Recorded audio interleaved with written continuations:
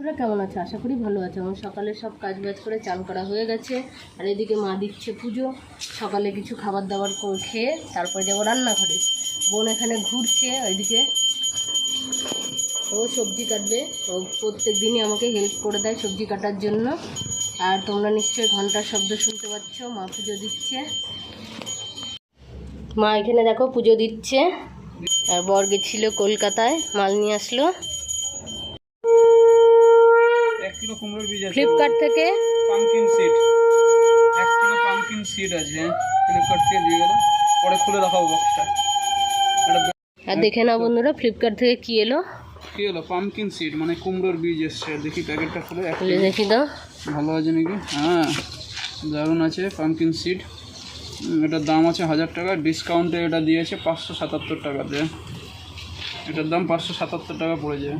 আর MRP আছে 1050।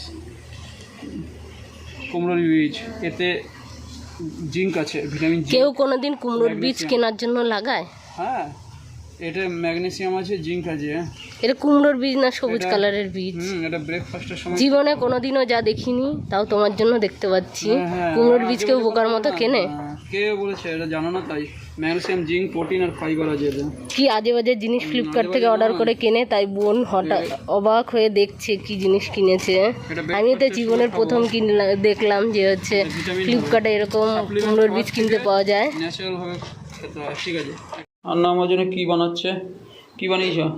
পরোটা বানাচ্ছি। বাহ বাহ, এটা ফুললো না ভালো, আমার হাতের পরোটা দারুণ। হ্যাঁ, করো। পরোটা করে খাওয়া দাওয়ার পরে চলে এসেছি রান্না করতে দুপুরে। এখানে মুগ ডাল করবো, মুগ ডাল ভাজছি। আর কালকের পাট শাক ছিল আর কুমড়োর শাক ছিল। কুমড়োর শাক কেটে এখানে রেখে দিয়েছি। আর পাট শাকটা বেছে রেখে দিয়েছি। কালকে অনেকগুলো এনেছিল তাই রেখে দিয়েছি, সবটা করিনি আজকে। আর এখানে ইন্ডাকশানে ভাত বসিয়ে দিয়েছি। আর আমার শ্বশুর মশাইয়ের জন্য আবার প্রেশার কুকারে ভাত করব। উনি মানে আমরা একটু শক্ত আর ঝরঝরে ভাত খাই, উনি ওটা খেতে পারেন না, উনি নরম ভাত খায়। তাই জন্য ওনার জন্য নরম ভাত করার জন্য প্রেশার কুকারে। আর ডাল ভাজতে নিয়ে দেখো আমার এটা কি সর্বনাশ হয়ে গেল। ডালটা দেখো বেশি ভাজা হয়ে গেছে।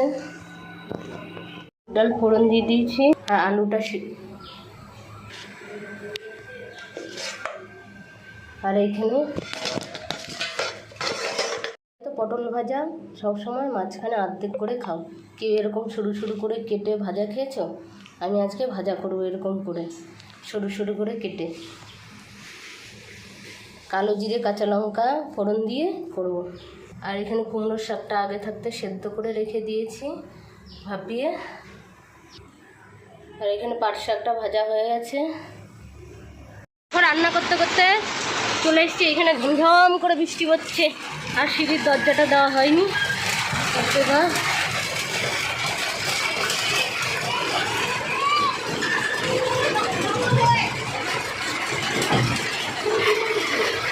রান্না বান্না হয়ে গেছে, সবাইকে খেতে দেওয়া হয়ে গেছে। এবার আমার নিজের ভাতটা বেড়ে নিচ্ছি।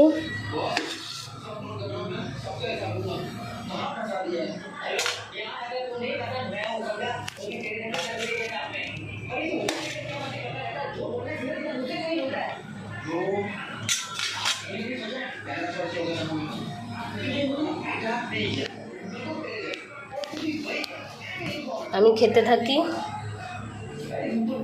আর তোমরা আমার ভিডিওটা দেখতে থাকো। ভিডিওটা ভালো লাগলে একটা লাইক করে দিও আর চ্যানেলটাকে সাবস্ক্রাইব করে দিও। আর আজকের ভিডিওটা এই পর্যন্তই।